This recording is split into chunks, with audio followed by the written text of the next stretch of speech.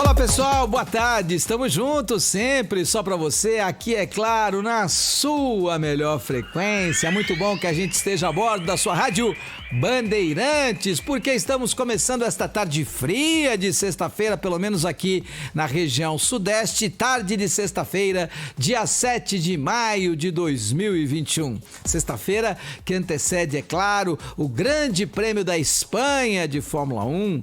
Sexta-feira que sucede uma partida interessantíssima do Campeonato Brasileiro, aliás, do Campeonato Paulista de Futebol. Ontem, acompanhando Palmeiras e Santos no Allianz Parque, foi muito interessante, porque é um jogo que era muito diferente. Apesar de ser um jogo de Campeonato Paulista, de fase de classificação, era definido e definitivo para as duas equipes, porque ambas precisavam da vitória para continuar a imaginar um lugar ao sol nas quartas de final do Campeonato Paulista. Então, era uma partida completamente diferente e foi bem interessante, porque eu já tenho dito aqui há muito tempo que o jogador lento, o jogador malemolente, ele não tem mais espaço, mesmo que ele seja criativo, mesmo que ele seja talentoso, mesmo que ele tenha muita visão de jogo. Por quê? Porque o futebol tá muito pegado, não tem mais espaço para aquele cara malemolente, para aquele cara que olha pro ladinho, não tem, não adianta nada. Mesmo que ele enxergue e possa, mas então caras como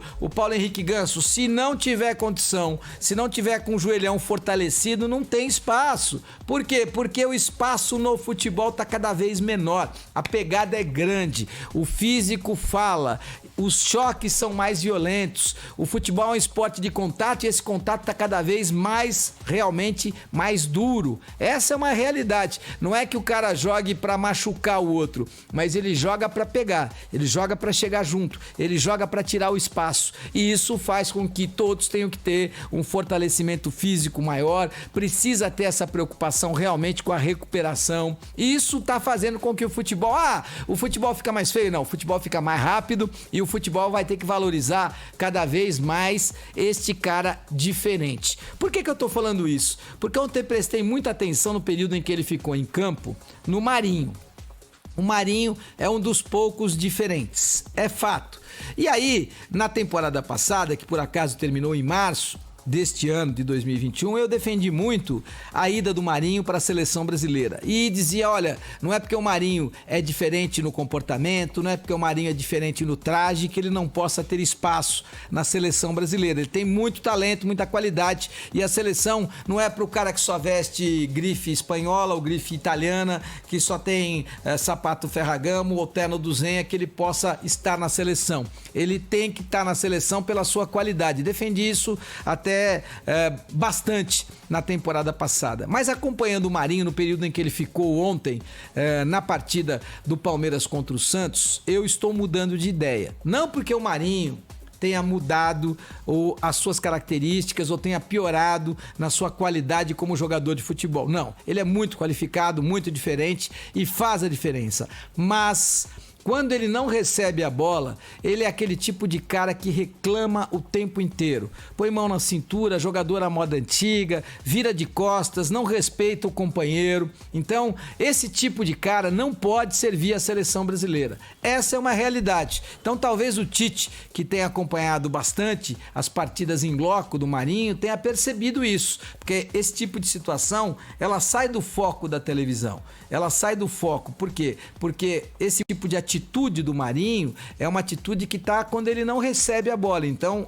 a câmera está em quem está com a bola e não no Marinho. E aí quem acompanha a partida com um ângulo maior e melhor acaba observando esse tipo de relação do Marinho com respeito aos seus companheiros. Eu realmente não gosto desse tipo de atitude e jogadores assim não terão espaço na seleção brasileira. A seleção realmente não pode contar com o cara que coloca a mãozinha na cintura no momento em que não recebe a bola. Não pode contar com o cara que não respeita o companheiro, que vai bater um lateral e ele vira de costas porque tá chateadinho porque a bola na jogada anterior o cara não passou a bola para ele, entendeu? Ou porque na jogada anterior um companheiro seu da equipe chutou uma bola e a bola bola saiu muito e ele queria que tivesse sido passada para ele, eu queria que a jogada fosse outra. Não dá. Por quê? Porque você, Marinho, também vai errar e aí o cara vai fazer a mesma coisa em relação ao seu comportamento. Então não é legal. O futebol é coletivo e você precisa, eu não sei por que o Marinho faz isso, todo mundo fala que ele é muito boa gente e eu acho que é, mas esse tipo de comportamento vai alijar o Marinho das grandes equipes e vai alijar o Marinho da seleção brasileira de futebol. A outra questão soube como mesclar esses caras cascudos que são importantes nos momentos mais agudos, nos momentos mais decisivos, com os garotos do time. E isso foi muito bacana. Então, méritos e elogios aí para o técnico português Abel Ferreira, que ontem realmente, na minha opinião, soube como formar o melhor time. Não significa que ele vai estar nas quartas de final do Campeonato Paulista. Palmeiras precisa vencer e torcer por um tropeço, pelo menos um empate do Novo Horizontino na última rodada da fase de classificação. Mas é fato, ontem Abel Ferreira enxergou o tamanho do elenco do Palmeiras, por isso, parabéns.